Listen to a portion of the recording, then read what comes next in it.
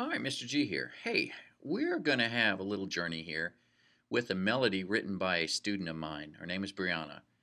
Pretty melody. She's just starting out learning how to compose, and she wrote this gorgeous little melody using D Dorian. And I used it as a foundation and to teach some really basic counterpoint principles, some harmonization principles. And I'm going to use it to show you a few principles of things that I incorporate. I'm not going to go through the whole harmonic analysis, why I chose this note over that note, but there are going to be some structural things and some real basic counterpoint principles. It's a pretty melody. It's worth listening to, and I think you'll enjoy it. All right?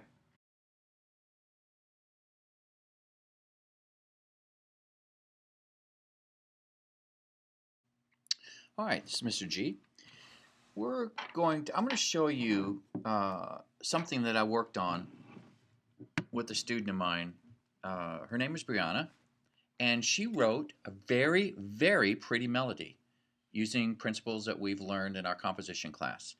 And I would like to use it to demonstrate how we how we would write how we would take a melody and turn it into a classical piece. Let me here, get the speaker there like that. All right. First of all, it's a gorgeous melody, and what we did is we wrote the first. It was a 9-bar melody. Um, Starts on a D. All right, let me turn this up here so we can hear it. Starts on a D, ends on a D here, right?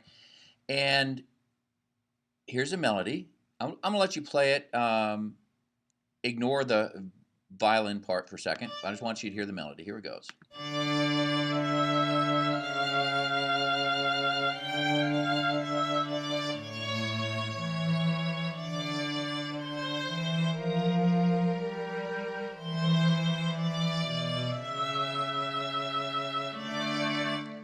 All right. Now, notice the melody, and once we were done with it, uh, we harmonized it with all three parts, which is the second section, this part that begins here. But then she said, well, how do we make this into a longer piece? So, all right, well, let's take the first, we did all this harmony here.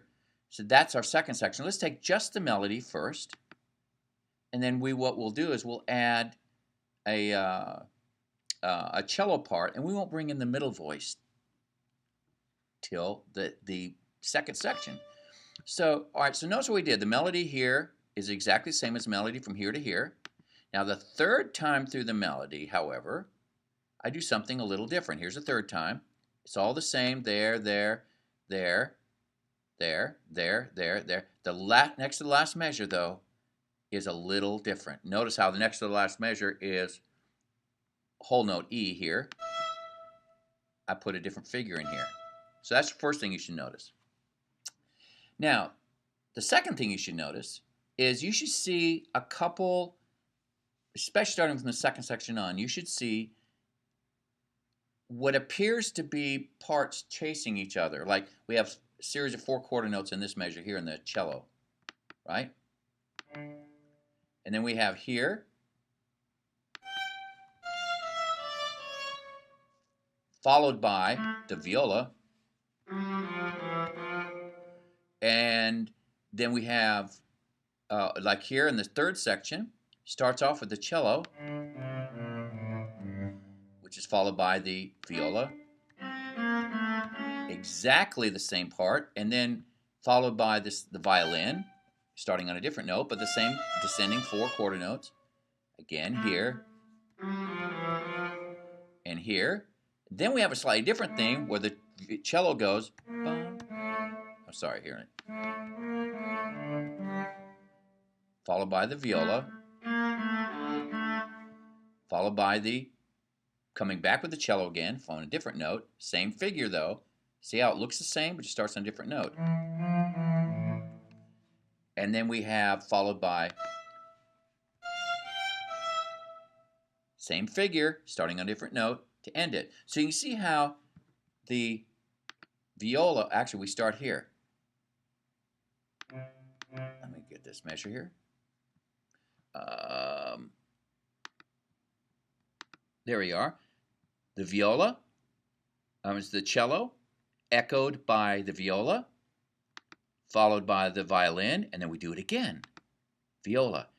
If cello introduces a new thing, a new phrase, echoed by the viola, come back to the cello. So you can see how the music, how the parts chase each other. That's the other thing I want you to notice. Now, another thing that I like to do is, once I figured out the harmonic structure of the song, is in a place like a piece like this with Brianna's music, anytime one part has two half notes, like this guy, let's see, this measure right here. Let me get ready here. There we are. I want in the other voice to have a dotted half quarter going against it. It just has a really neat feel to it, and it also keeps all the voices from being in lockstep and doing all the same thing all the same time.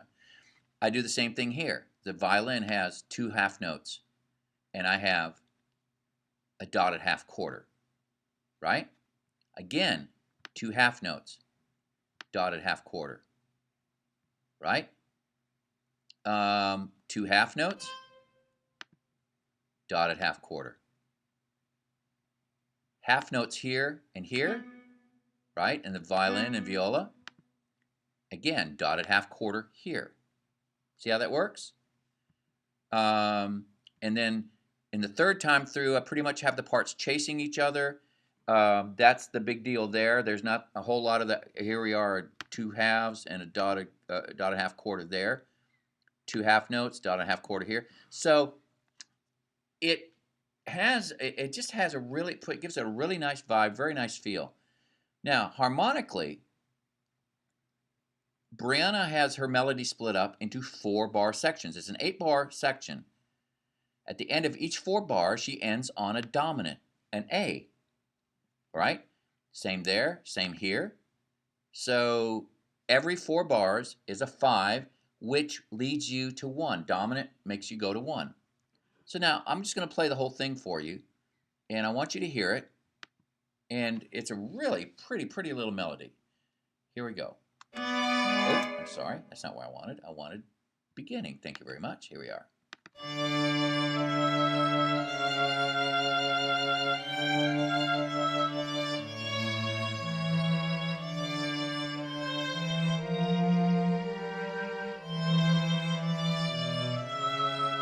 Second section.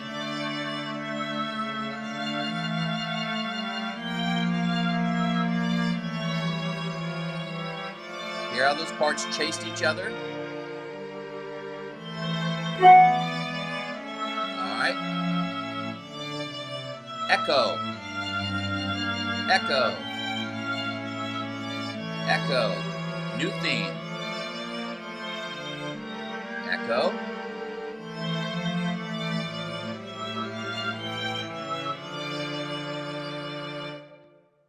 Pretty cool, isn't it? Now, one thing that I also like to do is at the end, and a lot of times was done in this style of music, was the last measure. Sometimes they like to resolve it to a major chord, the N major. So what I'm going to do is I split this last measure up into 2 half notes, and the first half note is the minor third, because it's a D minor, that's an F, and this becomes an F sharp. Now listen to it. Every other time the 5 is going to resolve to a minor. Dotted half quarter. Hear how that works? Dominant, going to D minor.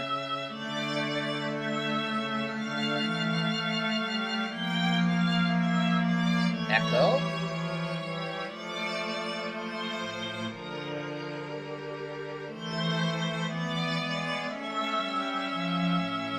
All right, now we start chasing.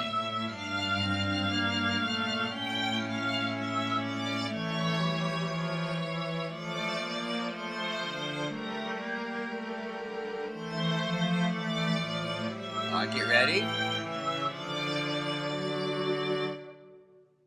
Now, what I might end up doing is, to make that a little bit more dramatic, is I'll probably, let's see, let's go to tempo.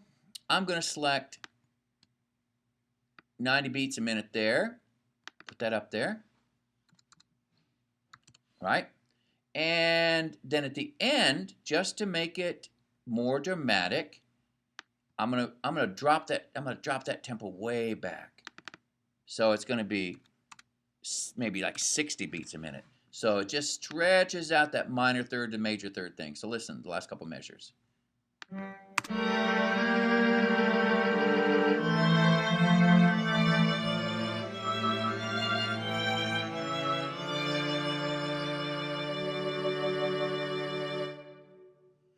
Now, one last thing.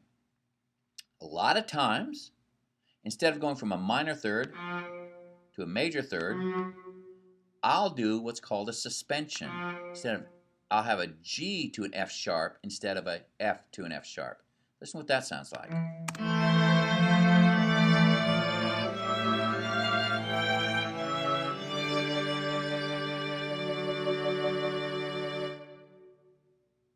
Sound pretty good? Now what I'm going to do up here is I'm going to change this a little bit. I want to say, what if I made this like 130 beats a minute? Ooh, not 1,300 beats. 130 beats a minute. What would that do for us? Let's see that here.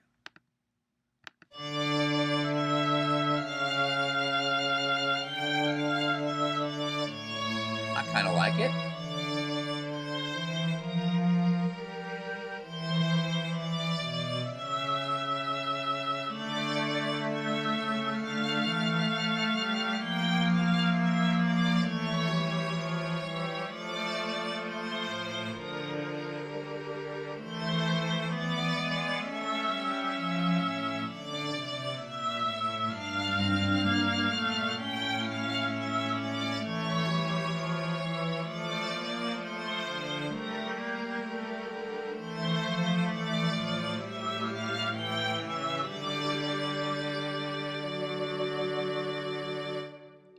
I like that. Good job, Brianna. Great, pretty melody. It lends itself very, very well to this style of writing. Mr. G out. Bye-bye.